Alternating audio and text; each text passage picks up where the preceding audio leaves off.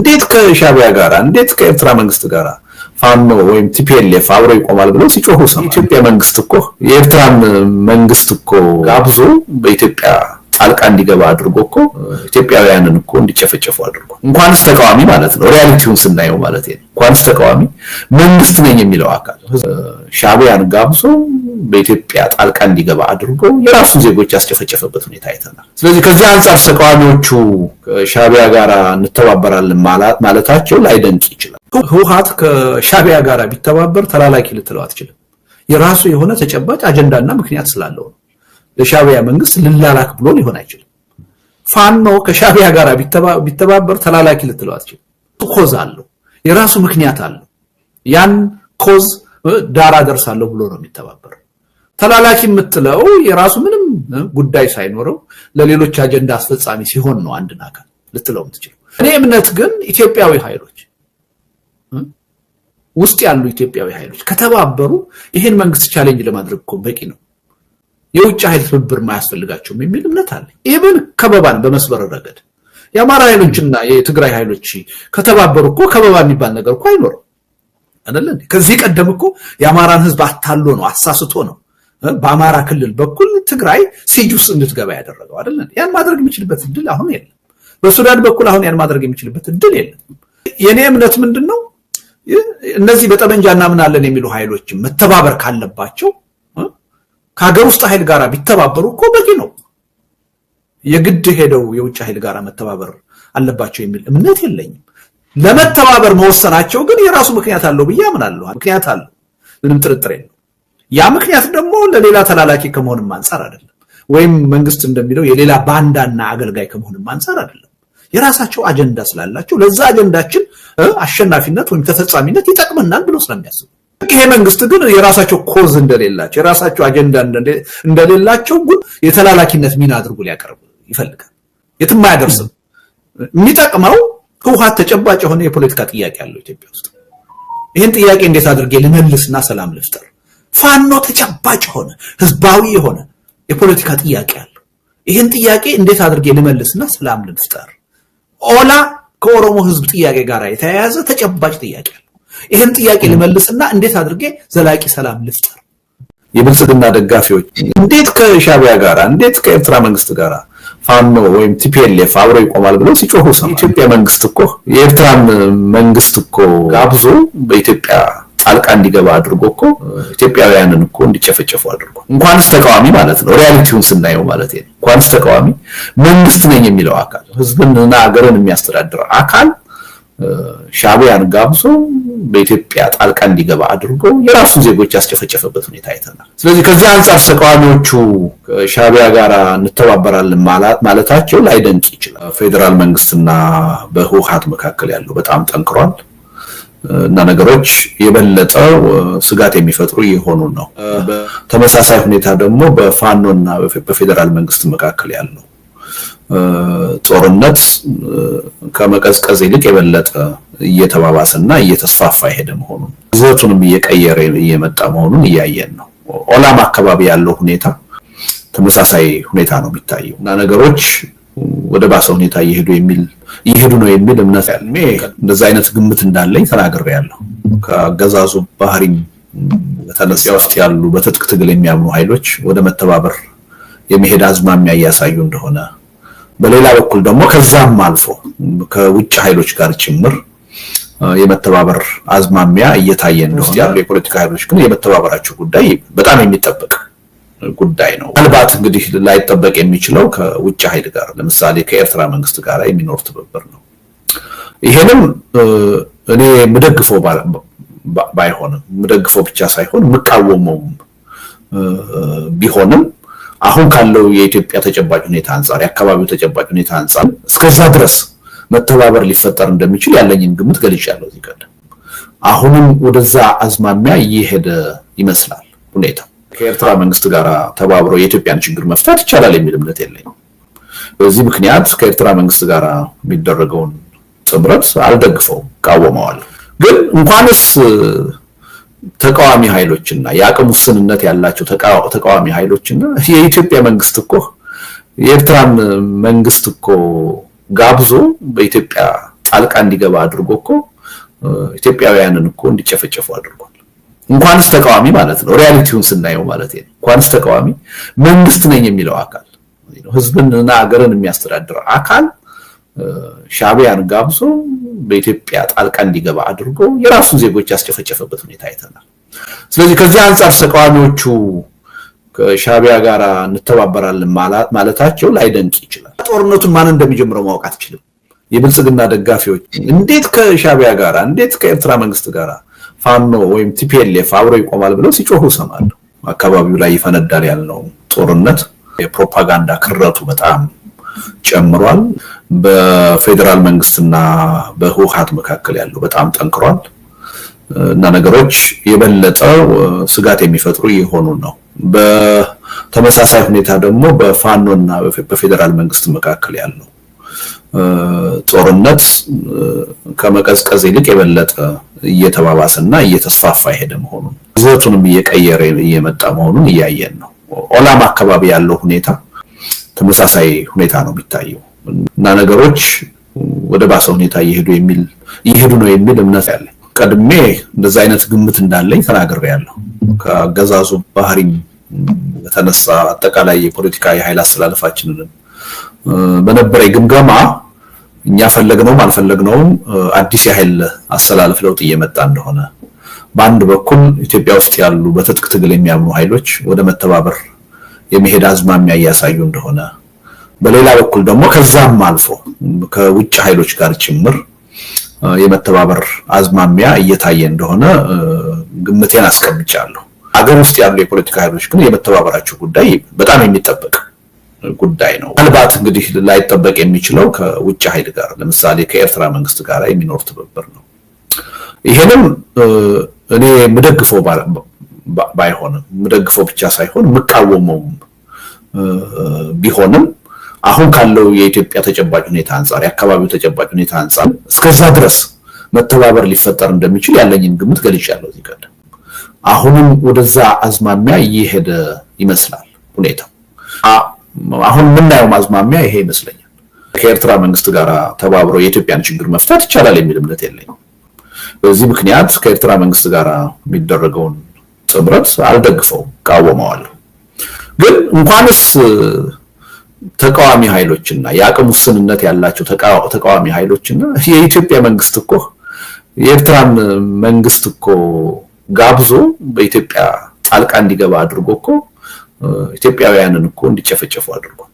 እንኳንስ ተቃዋሚ ማለት ነው ሪያሊቲውን ስናየው ማለት ነው። እንኳንስ ተቃዋሚ መንግስት ነኝ የሚለው አካል ህዝብንና ሀገርን የሚያስተዳድር አካል ሻዕቢያን ጋብዞ በኢትዮጵያ ጣልቃ እንዲገባ አድርጎ የራሱን ዜጎች ያስጨፈጨፈበት ሁኔታ አይተናል። ስለዚህ ከዚህ አንፃር ተቃዋሚዎቹ ከሻዕቢያ ጋር እንተባበራለን ማለታቸው ላይደንቅ ይችላል። በምንም በመዘኛ ግን ያው ትክክል ነው የሚል እምነት የለኝም። ስለዚህ አስቀድሜም የተናገርኩት ይሄን ነው። የምደግፈው አይደለም። ለምን ኢትዮጵያዊ ኃይሎች ከተባበሩ ራሳቸው በቂ ናቸው የሚል እምነት አለኝ ችግራቸውን ለመፍታት። ይሄን ከመንግስት ጋር ያላቸውን ችግር በአሸናፊነት ለመወጣት ሀገር ውስጥ ያሉ ኃይሎች ከተባበሩ በቂ ነው የሚል እምነት አለኝ። ከኢትዮጵያ ታሪካዊ ጠላት ከሆነ ኃይል ጋር መተባበር አለባቸው የሚል እምነት የለኝም። ግን ያ የኔ ፍላጎት ነው። እንዲሆን የምትፈልገውና ይሆናል ብለህ የምትገምተው ነገር የተለያየ ነገር ነው። ስለዚህ የኔ ፍላጎት ባይሆን ነው። ግን የኔ ፍላጎት ያው የፍላጎት ጉዳይ ነው። በተግባር ግን በተጨባጭ ግን መሬት ላይ ያለውን ነገር ካየነው ግን የሚተባበሩበት ሁኔታ የሚያስገርም አይደለም፣ የሚጠበቅ ነው። ይሆንም ያለው እሱ ነው። በተለይ መንግስት እንደ መንግስት የኢትዮጵያ መንግስት አንድ ጊዜ የኤርትራን መንግስት በሀገሩ ጉዳይ ላይ ጣልቃ እንዲገባ ካደረገ በኋላ ይሄን ጉዳይ እኮ ነውር አድርጎ ማየት ራሱ አስቸጋሪ ሆነ። አሁን ብዙ ጊዜ የብልጽግና ደጋፊዎች አባላት እንዴት ከሻዕቢያ ጋር እንዴት ከኤርትራ መንግስት ጋር ፋኖ ወይም ቲፒኤልኤፍ አብሮ ይቆማል ብለው ሲጮሁ ሰማለሁ። ሪሊ እኔ ልል እችላለሁ፣ ምክንያቱም ኮንሲስተንት ነው አቋሚ። ያኔ የኢትዮጵያ መንግስት ከሻዕቢያ ጋር ሲቆም ተቃውሜያለሁ። አሁንም የኢትዮጵያ ሌሎች ተቃዋሚ ኃይሎች ከሻዕቢያ ጋር ሲቆሙ ቃወማል። የሞራል እንትኑ አለ ብዬ አምናለሁ። ይሄን ለማለት ግን አሁን አብዛኛው ፕሮፓጋንዳ ሲሰሩ ያገዛዙ ካድሬዎችና ደጋፊዎች ናቸው እና ሪሊ እነሱ ምን ሞራል አላቸው? አንድ ጊዜ በስልጣን ላይ ያለ መንግስት ያን አይነት ትልቅ ስህተትና ወንጀል ከሰራ በኋላ ሌሎችን ሊከስና ሰዎችን ለማሳመን ጉልበት ሊኖረው አይችልም። የኢትዮጵያ ተጨባጭ ሁኔታ ይሄን ነው የሚያሳየን። ሪሊ በጣም ትልልቅ ቀድሞ ነውር የነበሩ ስህተት የነበሩ ነገሮች ሁሉ ይሄ መንግስት ከመጣ በኋላ ነውርነታቸው ቀርቷል፣ ስህተትነታቸው ቀርቷል። ብዙ ነገሮችን እያለማመደን ነው። ስለዚህ ለተቃዋሚዎቹ አንድ ትልቅ እድል የፈጠረላቸው አገዛዙ አንተ ተባብረህ ጨፍጭፈህና ለቀው ዛሬኛ ብንተባበር ምን አስደነቀህ ምን አዲስ ነገር አለ ማለት የሚችሉበት እድል የፈጠረላቸው ማንም ማለት ነው ገዢው ፓርቲ ነው። አሁን ገዢው ፓርቲ በዚህ ደረጃ የሚሰራው ፕሮፓጋንዳ የትም የሚያደርስ አይመስለኝም። ቁም ነገሩ ያለው አሁን ፕሮፓጋንዳው ላይ አይደለም። ይልቁንስ ይሄ አቅጣጫ የሚያሳየን ምንድነው? ይሄ አይነቱ ውሳኔ የሚያሳየን ምንድነው? ነገሮች ከድጡ ወደ ማጡ ወደ መሸጋገር እየሄዱ ነው። አሁን አገር ውስጥ ያለው ግጭት አላንሰን ብሎ ከውጭ ኃይል ጋር ተባብሮ የሚካሄድ ጦርነት ደግሞ ይችን ሀገርና ህዝብ ወዴት ነው የሚወስደው? በዚህ ቀጥለን የት ነው የምንደርሰው የሚለውን ነገር ማጤንና ወደ ትክክለኛው የመፍትሄ አቅጣጫ መምጣት ነው የሚመረጠው እንጂ ፕሮፓጋንዳው ትችቱ ብዙም ፋይዳ ያለው አይመስለኝም። አንዳችንም ለምን ከከሬ ጋር ተገናኘ ብለን ልንተች እንችላለን፣ ግን ትችቱ ነው የሚቀረው። መሬት ላይ ምንም የሚያመጣው ፋይዳ የለም። ስለዚህ ዋናው ነገር ይሄ ሁኔታ ከቀጠለ በፕሮፓጋንዳ የሚቀለበስ ነገር የለም፣ የሚቀር ነገር የለም። አሁን ይሄን ትብብር ማናችንም ብንጠላው ብንቃወመው በእኔ እምነት የሚቀር አይደለም። ብዙዎቹ ኃይሎች ይሄ በስልጣን ላይ ያለ ኃይል የሁላችንም ነው፣ የሁላችንንም ህልውና አደጋ ውስጥ ለማስገባት እየሰራ ያለ ነው። ስለዚህ ለህልውናችን መተባበር አለብን ብለው ወስነዋል። ስለዚህ ቁጭ ብሎ ነገሩን በተለየ መንገድ ማየት የት ያደርሰናል? ስለዚህ በጦርነት ይህን ችግር አንፈታው፣ አዲስ አቅጣጫ ማየት አለብን። በውይይት በድርድር መፈታት አለበት። የፖለቲካ መፍትሄ ያስፈልገዋል ወደሚለው መኬድ አለ። በዛ ለሚሄድ ደግሞ ዋናው ቁልፍ ያለው በአገዛዙ ወይም በመንግስት ጦረኛ ሁሉንም በኃይል አንበረክካለሁ የሚል በሚከተልበት አገር ተመሳሳይ ተቃዋሚ ነው የሚኖር። በሚገባህ ቋንቋ አነጋግርሃለሁ የሚል ኃይል ነው የሚኖረው። ስለዚህ እንደማያዋጣ ተገንዝቦ መንግስት ወደ ሰላማዊ መፍትሄ መምጣት አለ። መንግስት ወደ ሰላማዊ መፍትሄ ከመጣ ሁላችንም በተቃዋሚዎቹ ላይ ደግሞ ጫና የማድረግ አቅም ይኖረናል። እንዲህ አይነት መንግስት ባለበት ሀገር ግን ለህልውናቸው የሚታገሉ ተቃዋሚዎችን ለምን ጠበንጃ አነሳችሁ፣ ለምን ከሌላ ኃይል ጋር ትተባበራላችሁ ብለን ብናወግዛቸው ከማውገዝ ያለፈ ፋይዳ አይኖርም። መንግስት የሚገባኝ ቋንቋ ሰላማዊ ትግል አይደለም፣ የሚገባኝ ጦርነት ነው፣ በጦርነት ነው ችግሬን የምፈታው ብለዋል። አሁን በዛ ቋንቋ እያነጋገሩት ነው። ያ ማለት እኔ አምንበታለሁ ማለት አይደለም። እኔ ማምነው በሰላማዊ ትግል ነው። አሁን እያልኩ ያለሁት መንግስትን በሚገባውና በሚያውቀው ቋንቋ ሳይሆን በማይገባው ቋንቋ ባልተዘጋጀበት ቋንቋ እናነጋግረው እያልኩ ነው። ያ ቋንቋ ምንድነው? ሰላማዊ ህዝባዊ እምቢተኝነት። ስለዚህ እኔ እየገለጽኩ ያለሁት የሌሎችን ፍላጎት ነው እንጂ የኔን ምርጫ አይደለም። የኔ ምርጫ አንድና አንድ ነው፣ ሰላማዊ ህዝባዊ እምቢተኝነት። በአጭር ጊዜ በቀላል መስዋዕትነት ለዘላቂ ውጤት በሚያበቃ ሁኔታ ሊያበቃን የሚችል ለድል ሊያበቃን የሚችለው ሰላማዊ ህዝባዊ እምቢተኝነት ነው የሚል እምነት ነው ያለኝ። ይሄ ግን የመንግስት ምርጫ አይደለም። መንግስት በመረጠው መንገድ ነው ሌሎቹ አሁን እያስተናገዱት እያነጋገሩት ያለው።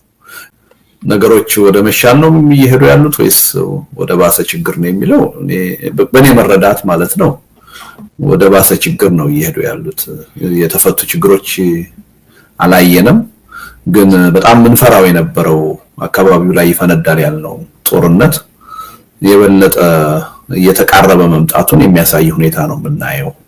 የፕሮፓጋንዳ ክረቱ በጣም ጨምሯል። ለምሳሌ በኢትዮጵያ መንግስትና በኤርትራ መንግስት መካከል ያለው፣ በፌደራል መንግስትና በህወሓት መካከል ያለው በጣም ጠንክሯል እና ነገሮች የበለጠ ስጋት የሚፈጥሩ የሆኑ ነው። በተመሳሳይ ሁኔታ ደግሞ በፋኖና በፌደራል መንግስት መካከል ያለው ጦርነት ከመቀዝቀዝ ይልቅ የበለጠ እየተባባሰና እየተስፋፋ ሄደ መሆኑን እንትኑንም ይዘቱንም እየቀየረ እየመጣ መሆኑን እያየን ነው።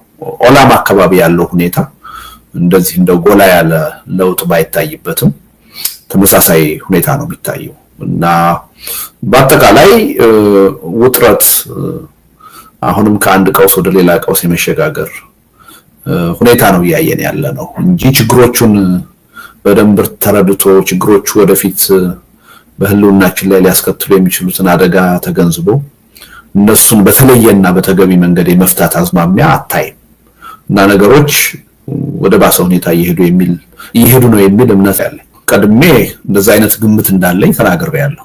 ከአገዛዙ ባህሪም የተነሳ አጠቃላይ የፖለቲካ የኃይል አስተላለፋችንን በነበረ ግምገማ እኛ ፈለግነውም አልፈለግነውም አዲስ የኃይል አስተላለፍ ለውጥ እየመጣ እንደሆነ በአንድ በኩል ኢትዮጵያ ውስጥ ያሉ በትጥቅ ትግል የሚያምኑ ኃይሎች ወደ መተባበር የመሄድ አዝማሚያ እያሳዩ እንደሆነ በሌላ በኩል ደግሞ ከዛም አልፎ ከውጭ ኃይሎች ጋር ጭምር የመተባበር አዝማሚያ እየታየ እንደሆነ ግምቴን አስቀምጫለሁ።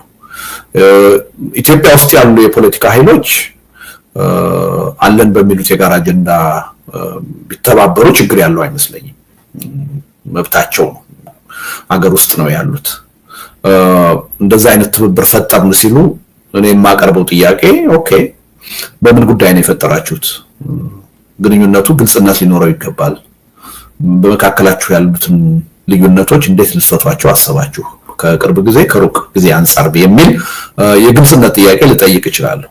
እና አገር ውስጥ ያሉ የፖለቲካ ኃይሎች ግን የመተባበራቸው ጉዳይ በጣም የሚጠበቅ ጉዳይ ነው የሚል እምነት አለኝ። ምናልባት እንግዲህ ላይጠበቅ የሚችለው ከውጭ ኃይል ጋር ለምሳሌ ከኤርትራ መንግስት ጋር የሚኖር ትብብር ነው። ይሄንም እኔ ምደግፈው ባይሆንም ምደግፈው ብቻ ሳይሆን መቃወመው ቢሆንም አሁን ካለው የኢትዮጵያ ተጨባጭ ሁኔታ አንፃር የአካባቢው ተጨባጭ ሁኔታ አንፃር እስከዛ ድረስ መተባበር ሊፈጠር እንደሚችል ያለኝን ግምት ገልጫለሁ እዚህ ቀደም። አሁንም ወደዛ አዝማሚያ እየሄደ ይመስላል ሁኔታው። እንግዲህ ይሄ ምንድነው? ለምሳሌ ሁለተኛው ዓለም ጦርነት አይዲዮሎጂ የማይገናኙ ሶቪየት ህብረትና የአሜሪካን መንግስት እና የእንግሊዝ መንግስት አንድ ላይ የቆሙበት ጦርነት ታይቷል። ሂትለር መጥቶ አጠቃላይ የዓለም ጠላት ሲሆንና የሁሉም ህልውና ፈተና ሲሆን የአይዲዮሎጂ ጉዳይ የተለያየ ልዩነት ጉዳይ እንቅፋት አልነበረም። በፍጹም አብረው ይቆማሉ የማይባሉ ኃይሎች በአንድ ጎራ ተሰልፈው የተዋጉበት ሁኔታ ነው ያየነው። እና አሁንም ኢትዮጵያ ውስጥ ያለው ተጨባጭ ሁኔታ አንድ መንግስት የሁሉም ጠላት ሆኖ ሲወጣ የሁሉንም ህልውና የሚፈታተን ሲሆን መተባበራቸው የማይጠበቅ አይመስልኝም። ያ ትብብር የት ያደርሳል? ይጠቅማል አይጠቅምም? የየራሳችን ግንዛቤ ሊኖረን ይችላል። የየራሳችን ድጋፍና ተቃውሞ ሊኖረን ይችላል። በተጨባጭ ግን ከታሪክም ከራሳችን ነባራዊ ሁኔታም እንደምንረዳው የሁሉንም ህልውና የሚፈታተን ሁሉንም በኃይል አንበረክካለሁ የሚል መንግስት ባለበት ሀገር ከሱ ተጻራሪ ያሉ ኃይሎች ወደ ትብብር የሚሄዳቸው ጉዳይ የሚጠበቅ ይመስለኛል። እና አሁን የምናየው ማዝማሚያ ይሄ ይመስለኛል። ሁሉ ነገር እንዲሁ ጠላት በሚል መሰራት አለበት የሚል እምነት የለኝም። በተወሰነ ደረጃ መርሆች መኖር አለባቸው የሚል እምነት አለኝ። ከማን ጋር ነው የምቆመው? ከዛ ጋር ቆሜ በአጭር ጊዜ በመካከለኛ ጊዜ በሩቅ ጊዜ የማመጣው ውጤት ምንድነው የሚለው ነገር ሁሉ መታየት ያለበት ይመስለኛል። ስለዚህ ከዚህ አንፃር ለምሳሌ ጠቅላይ ሚኒስትር አብይ በእርግጥም ከኤርትራ ጋር ጦርነት ይፈልጋሉ ወይስ አይፈልጉም የሚለው ጦርነቱን ማን እንደሚጀምረው ማወቅ አትችልም። የብልጽግና ደጋፊዎች እንዴት ከሻቢያ ጋር እንዴት ከኤርትራ መንግስት ጋር ፋኖ ወይም ቲፒኤልኤፍ አብረው ይቆማል ብለው ሲጮሁ ሰማለሁ። አካባቢው ላይ ይፈነዳል ያለው ጦርነት የፕሮፓጋንዳ ክረቱ በጣም ጨምሯል።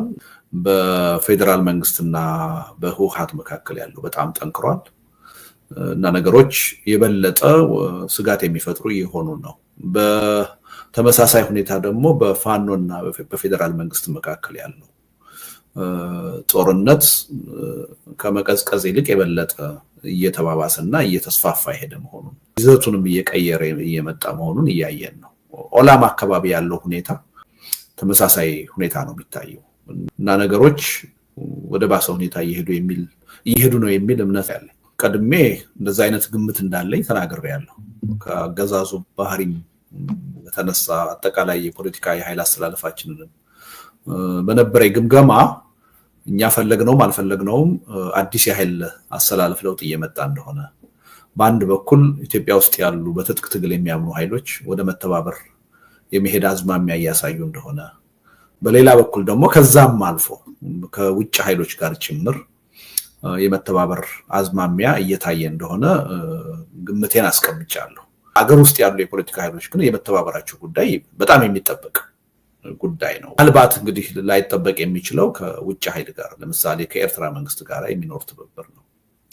ይሄንም እኔ ምደግፈው ባይሆንም ምደግፈው ብቻ ሳይሆን ምቃወመው ቢሆንም አሁን ካለው የኢትዮጵያ ተጨባጭ ሁኔታ አንፃር የአካባቢው ተጨባጭ ሁኔታ አንፃር እስከዛ ድረስ መተባበር ሊፈጠር እንደሚችል ያለኝን ግምት ገልጫለሁ። ይቀደም አሁንም ወደዛ አዝማሚያ እየሄደ ይመስላል ሁኔታው። አሁን ምናየው አዝማሚያ ይሄ ይመስለኛል። ከኤርትራ መንግስት ጋር ተባብሮ የኢትዮጵያን ችግር መፍታት ይቻላል የሚል እምነት የለኝም። በዚህ ምክንያት ከኤርትራ መንግስት ጋር የሚደረገውን ጥምረት አልደግፈውም፣ ቃወመዋለሁ። ግን እንኳንስ ተቃዋሚ ኃይሎችና የአቅም ውስንነት ያላቸው ተቃዋሚ ኃይሎችና የኢትዮጵያ መንግስት እኮ የኤርትራን መንግስት እኮ ጋብዞ በኢትዮጵያ ጣልቃ እንዲገባ አድርጎ እኮ ኢትዮጵያውያንን እኮ እንዲጨፈጨፉ አድርጓል። እንኳንስ ተቃዋሚ ማለት ነው፣ ሪያሊቲውን ስናየው ማለት ነው። እንኳንስ ተቃዋሚ መንግስት ነኝ የሚለው አካል ህዝብንና ሀገርን የሚያስተዳድር አካል ሻዕቢያን ጋብዞ በኢትዮጵያ ጣልቃ እንዲገባ አድርጎ የራሱን ዜጎች ያስጨፈጨፈበት ሁኔታ አይተናል። ስለዚህ ከዚህ አንፃር ተቃዋሚዎቹ ከሻዕቢያ ጋር እንተባበራለን ማለታቸው ላይደንቅ ይችላል። በምንም በመዘኛ ግን ያው ትክክል ነው የሚል እምነት የለኝም።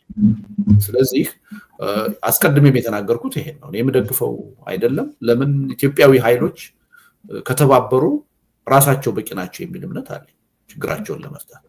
ኢቭን ከመንግስት ጋር ያላቸውን ችግር በአሸናፊነት ለመወጣት ሀገር ውስጥ ያሉ ኃይሎች ከተባበሩ በቂ ነው የሚል እምነት አለኝ። ከኢትዮጵያ ታሪካዊ ጠላት ከሆነ ኃይል ጋራ መተባበር አለባቸው የሚል እምነት የለኝም። ግን ያ የኔ ፍላጎት ነው። እንዲሆን የምትፈልገውና ይሆናል ብለህ የምትገምተው ነገር የተለያየ ነገር ነው። ስለዚህ የኔ ፍላጎት ባይሆን ነው። ግን የኔ ፍላጎት ያው የፍላጎት ጉዳይ ነው። በተግባር ግን በተጨባጭ ግን መሬት ላይ ያለውን ነገር ካየ ነው ግን የሚተባበሩበት ሁኔታ የሚያስገርም አይደለም፣ የሚጠበቅ ነው። ይሆንም ያለው እሱ ነው። በተለይ መንግስት እንደ መንግስት የኢትዮጵያ መንግስት አንድ ጊዜ የኤርትራን መንግስት በሀገሩ ጉዳይ ላይ ጣልቃ እንዲገባ ካደረገ በኋላ ይሄን ጉዳይ እኮ ነውር አድርጎ ማየት ራሱ አስቸጋሪ ሆነ።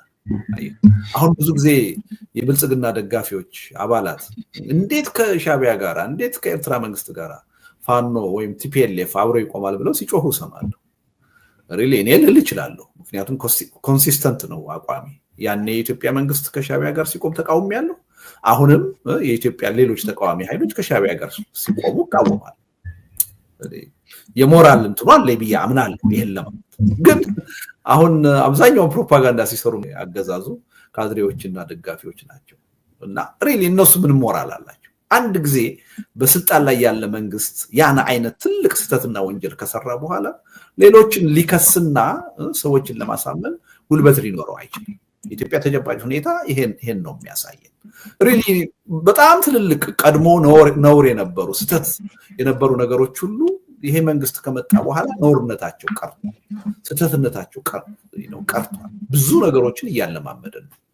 ስለዚህ ለተቃዋሚዎቹ አንድ ትልቅ እድል የፈጠረላቸው አገዛዙ አንተ ተባብረህ ጨፍጭፈህናል እኮ ዛሬኛ ብንተባበር ምን አስደነቀህ? ምን አዲስ ነገር አለ ማለት የሚችሉበት እድል የፈጠረላቸው ማንም ማለት ነው ገዢው ፓርቲ ነው። አሁን ገዢው ፓርቲ በዚህ ደረጃ የሚሰራው ፕሮፓጋንዳ የትም የሚያደርስ አይመስለኝም። ቁም ነገሩ ያለው አሁን ፕሮፓጋንዳው ላይ አይደለም። ይልቁንስ ይሄ አቅጣጫ የሚያሳየን ምንድን ነው? ይሄ አይነቱ ውሳኔ የሚያሳየን ምንድን ነው? ነገሮች ከድጡ ወደ ማጡ ወደ መሸጋገር እየሄዱ ነው። አሁን አገር ውስጥ ያለው ግጭት አላንሰም ብሎ ከውጭ ኃይል ጋር ተባብሮ የሚካሄድ ጦርነት ደግሞ ይችን ሀገርና ህዝብ ወዴት ነው የሚወስደው? በዚህ ቀጥለን የት ነው የምንደርሰው የሚለውን ነገር ማጤንና ወደ ትክክለኛው የመፍትሄ አቅጣጫ መምጣት ነው የሚመረጠው እንጂ ፕሮፓጋንዳው ትችቱ ብዙም ፋይዳ ያለው አይመስለኝም። አንዳችንም ለምን ከከሌ ጋር ተገናኘ ብለን ልንተች እንችላለን፣ ግን ትችቱ ሆኖ ነው የሚቀረው። መሬት ላይ ምንም የሚያመጣው ፋይዳ የለም። ስለዚህ ዋናው ነገር ይሄ ሁኔታ ከቀጠለ በፕሮፓጋንዳ የሚቀለበስ ነገር የለም፣ የሚቀር ነገር የለም። አሁን ይሄን ትብብር ማናችንም ብንጠላው ብንቃወመው በእኔ እምነት የሚቀር አይደለም።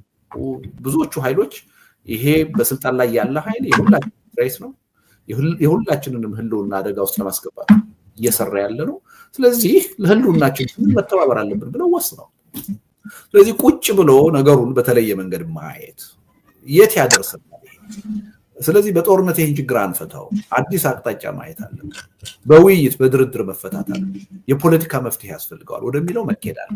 እዛ ለመሄድ ደግሞ ዋናው ቁልፍ ያለው በአገዛዙ ወይም በመንግስት ጦረኛ ሁሉንም በኃይል አንበረክካለሁ የሚል ፖለቲካ በሚከተልበት አገር ተመሳሳይ ተቃዋሚ ነው የሚኖር። በሚገባህ ቋንቋ አነጋግርሃል የሚል ኃይል ነው የሚኖረው። ስለዚህ እንደማያዋጣ ተገንዝቦ መንግስት ወደ ሰላማዊ መፍትሄ መምጣት አለ። መንግስት ወደ ሰላማዊ መፍትሄ ከመጣ ሁላችንም በተቃዋሚዎቹ ላይ ደግሞ ጫና የማድረግ አቅም ይኖረናል፣ ሞራል ይኖራል። እንዲህ አይነት መንግስት ባለበት ሀገር ግን ለህልውናቸው የሚታገሉ ተቃዋሚዎችን ለምን ጠበንጃ አነሳችሁ፣ ለምን ከሌላ ኃይል ጋር ትተባበራላችሁ ብለን ብናወግዛቸው ከማውገዝ ያለፈ ፋይዳ አይኖርም። መንግስት የሚገባኝ ቋንቋ ሰላማዊ ትግል አይደለም፣ የሚገባኝ ጦርነት ነው፣ በጦርነት ነው ችግሬን የምፈታው ብለዋል። አሁን በዛ ቋንቋ እያነጋገሩት ነው። ያ ማለት እኔ ያምንበታለሁ ማለት አይደለም። እኔ ማምነው በሰላማዊ ትግል ነው። አሁን እያልኩ ያለሁት መንግስትን በሚገባውና በሚያውቀው ቋንቋ ሳይሆን በማይገባው ቋንቋ፣ ባልተዘጋጀበት ቋንቋ እናነጋግረው እያልኩ ነው። ያ ቋንቋ ምንድነው? ሰላማዊ ህዝባዊ እምቢተኝነት። ስለዚህ እኔ እየገለጽኩ ያለሁት የሌሎችን ፍላጎት ነው እንጂ የኔን ምርጫ አይደለም። የኔ ምርጫ አንድና አንድ ነው፣ ሰላማዊ ህዝባዊ እምቢተኝነት። በአጭር ጊዜ በቀላል መስዋዕትነት ለዘላቂ ውጤት በሚያበቃ ሁኔታ ሊያበቃን የሚችል ለድል ሊያበቃን የሚችለው ሰላማዊ ህዝባዊ እምቢተኝነት ነው የሚል እምነት ነው ያለኝ። ይሄ ግን የመንግስት ምርጫ አይደለም። መንግስት በመረጠው መንገድ ነው ሌሎቹ አሁን እያስተናገዱት እያነጋገሩት ያለው። ነገሮች ወደ መሻል ነው እየሄዱ ያሉት ወይስ ወደ ባሰ ችግር ነው የሚለው በኔ መረዳት ማለት ነው ወደ ባሰ ችግር ነው እየሄዱ ያሉት። የተፈቱ ችግሮች አላየንም። ግን በጣም ምንፈራው የነበረው አካባቢው ላይ ይፈነዳል ያለው ጦርነት የበለጠ እየተቃረበ መምጣቱን የሚያሳይ ሁኔታ ነው የምናየው። የፕሮፓጋንዳ ክረቱ በጣም ጨምሯል። ለምሳሌ በኢትዮጵያ መንግስትና በኤርትራ መንግስት መካከል ያለው፣ በፌደራል መንግስትና በህወሓት መካከል ያለው በጣም ጠንክሯል እና ነገሮች የበለጠ ስጋት የሚፈጥሩ የሆኑ ነው። በተመሳሳይ ሁኔታ ደግሞ በፋኖና በፌደራል መንግስት መካከል ያለው ጦርነት ከመቀዝቀዝ ይልቅ የበለጠ እየተባባሰና እየተስፋፋ ሄደ መሆኑን እንትኑንም ይዘቱንም እየቀየረ እየመጣ መሆኑን እያየን ነው። ኦላም አካባቢ ያለው ሁኔታ እንደዚህ እንደው ጎላ ያለ ለውጥ ባይታይበትም ተመሳሳይ ሁኔታ ነው የሚታየው እና በአጠቃላይ ውጥረት አሁንም ከአንድ ቀውስ ወደ ሌላ ቀውስ የመሸጋገር ሁኔታ ነው እያየን ያለ ነው እንጂ ችግሮቹን በደንብ ተረድቶ ችግሮቹ ወደፊት በህልውናችን ላይ ሊያስከትሉ የሚችሉትን አደጋ ተገንዝቦ እነሱን በተለየና በተገቢ መንገድ የመፍታት አዝማሚያ አታይም እና ነገሮች ወደ ባሰ ሁኔታ እየሄዱ ነው የሚል እምነት ያለ። ቀድሜ እንደዛ አይነት ግምት እንዳለኝ ተናግሬያለሁ። ከአገዛዙ ባህሪም በተነሳ አጠቃላይ የፖለቲካ የኃይል አስተላለፋችንን በነበረው ግምገማ እኛ ፈለግነውም አልፈለግነውም አዲስ የኃይል አስተላለፍ ለውጥ እየመጣ እንደሆነ፣ በአንድ በኩል ኢትዮጵያ ውስጥ ያሉ በትጥቅ ትግል የሚያምኑ ኃይሎች ወደ መተባበር የመሄድ አዝማሚያ እያሳዩ እንደሆነ፣ በሌላ በኩል ደግሞ ከዛም አልፎ ከውጭ ኃይሎች ጋር ጭምር የመተባበር አዝማሚያ እየታየ እንደሆነ ግምቴን አስቀምጫለሁ። ኢትዮጵያ ውስጥ ያሉ የፖለቲካ ኃይሎች አለን በሚሉት የጋራ አጀንዳ ቢተባበሩ ችግር ያለው አይመስለኝም። መብታቸው ነው፣ ሀገር ውስጥ ነው ያሉት። እንደዛ አይነት ትብብር ፈጠርን ሲሉ እኔ የማቀርበው ጥያቄ ኦኬ፣ በምን ጉዳይ ነው የፈጠራችሁት? ግንኙነቱ ግልጽነት ሊኖረው ይገባል። በመካከላችሁ ያሉትን ልዩነቶች እንዴት ልትፈቷቸው አሰባችሁ ከቅርብ ጊዜ ከሩቅ ጊዜ አንፃር የሚል የግልጽነት ጥያቄ ልጠይቅ እችላለሁ።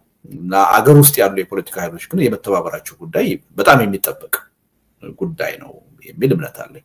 ምናልባት እንግዲህ ላይጠበቅ የሚችለው ከውጭ ኃይል ጋር ለምሳሌ ከኤርትራ መንግስት ጋር የሚኖር ትብብር ነው። ይሄንም እኔ ምደግፈው ባይሆንም ምደግፈው ብቻ ሳይሆን ምቃወመው ቢሆንም አሁን ካለው የኢትዮጵያ ተጨባጭ ሁኔታ አንፃር የአካባቢው ተጨባጭ ሁኔታ አንፃር እስከዛ ድረስ መተባበር ሊፈጠር እንደሚችል ያለኝን ግምት ገልጫለሁ። ይቀደም አሁንም ወደዛ አዝማሚያ እየሄደ ይመስላል ሁኔታው። እንግዲህ ይሄ ምንድነው ለምሳሌ ሁለተኛው ዓለም ጦርነት አይዲዮሎጂ የማይገናኙ ሶቪየት ህብረትና የአሜሪካን መንግስት እና የእንግሊዝ መንግስት አንድ ላይ የቆሙበት ጦርነት ታይቷል። ሂትለር መጥቶ አጠቃላይ የዓለም ጠላት ሲሆንና የሁሉም ህልውና ፈተና ሲሆን የአይዲዮሎጂ ጉዳይ የተለያየ ልዩነት ጉዳይ እንቅፋት አልነበረም። በፍጹም አብረው ይቆማሉ የማይባሉ ኃይሎች በአንድ ጎራ ተሰልፈው የተዋጉበት ሁኔታ ነው ያየነው። እና አሁንም ኢትዮጵያ ውስጥ ያለው ተጨባጭ ሁኔታ አንድ መንግስት የሁሉም ጠላት ሆኖ ሲወጣ የሁሉንም ህልውና የሚፈታተን ሲሆን መተባበራቸው የማይጠበቅ አይመስልኝም። ያ ትብብር የት ያደርሳል፣ ይጠቅማል አይጠቅምም፣ የየራሳችን ግንዛቤ ሊኖረን ይችላል፣ የየራሳችን ድጋፍና ተቃውሞ ሊኖረን ይችላል። በተጨባጭ ግን ከታሪክም ከራሳችን ነባራዊ ሁኔታም እንደምንረዳው የሁሉንም ህልውና የሚፈታተን ሁሉንም በኃይል አንበረክካለሁ የሚል መንግስት ባለበት ሀገር